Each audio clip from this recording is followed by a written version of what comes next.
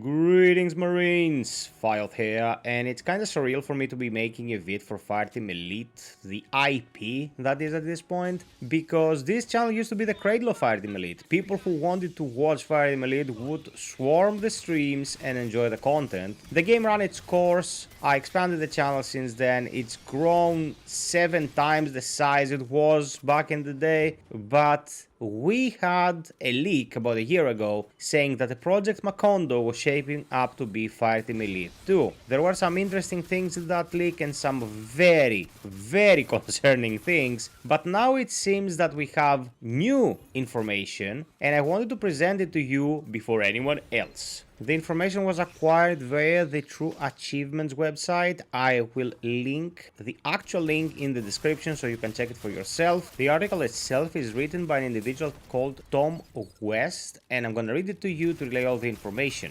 It reads: last year, a huge Disney leak revealed the potential existence of a sequel to Cold Iron Studios co-op shooter, and while it's still yet to be officially announced, a new Aliens Fireteam Elite 2 ESBR leak suggests we could see the game reasonably soon.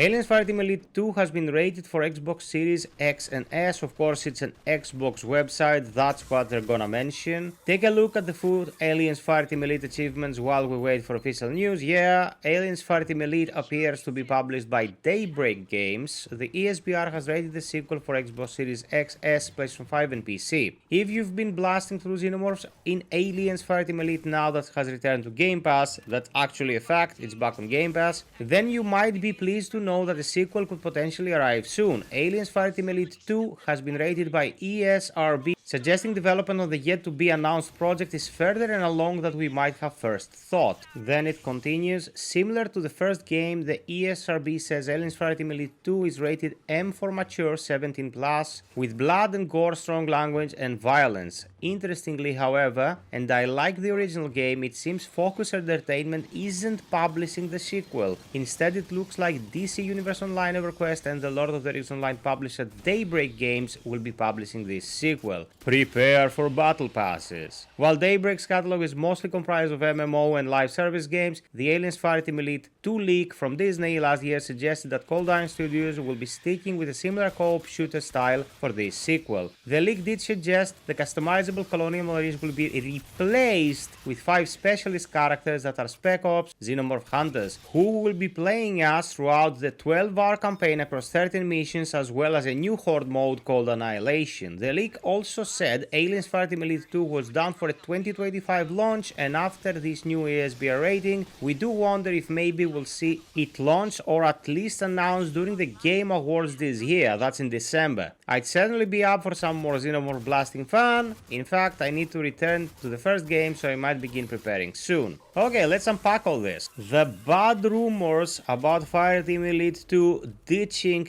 classes and going for pre-made specialist characters seem to have stuck, and at this point I am inclined to believe them to an extent, because if you take it from 2 sources throughout the course of a whole year, it has to hold some merit. It's not exactly de facto that this will be the case, but it's coming from all sides at this point. Now, 5 specialists pretty much means pre-made characters, and I don't know what kind of customization will be available if they went that route. I have to make it abundantly clear, and I think I'm echoing most of the people who ever touched this game. Fireteam Elite 2 without the build crafting will be a freaking disaster. The one thing that kept people coming back for more, playing this game on the highest difficulty settings and actually brainstorming and creating strategies and creating content, that is us, Cold Iron, the people who never paid attention to, went back to play new builds, to tinker with new versions of the game that changed attributes, perks, numerical values and so on and so forth. If we're just playing with stock characters, at some point people will just move on, and it'll happen much faster than it did back in 2021, because the gaming landscape in the past 5 years has changed dramatically. People's attention span is worse than ever, and you're telling me I will not really be able to tinker with my characters, I'll just have to play some stock Oompa Loompa. That's not something that the fans of the first game are interested in. Also,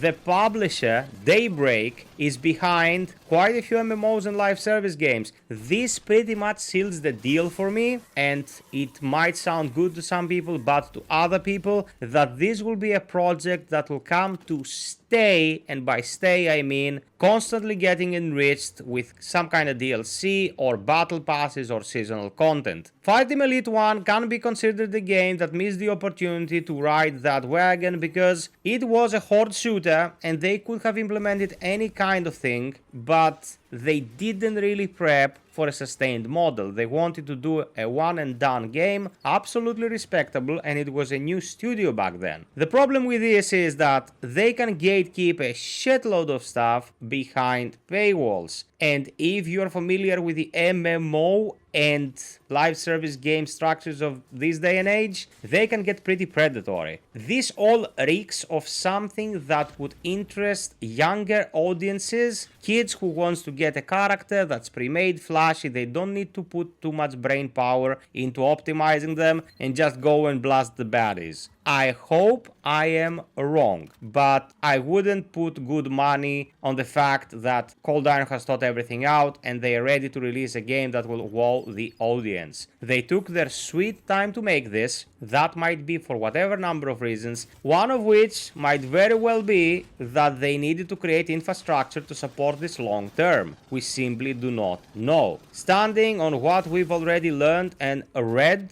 I will keep two things in mind. One, this Macondo project that we heard about 1 year ago, which probably what's gonna turn up being Fireteam Elite 2, boo-hoo, woe is us, because if it is so, this is very heartbreaking. It will certainly detract from the experience, unless they've pulled an insane rabbit out of their hat and it's something unique and interesting, which would make me extremely happy. I have a bigger stake in this than most of you people watching, because this is my job. If it's a good game and I can cover it for 5 years, I'll be happy.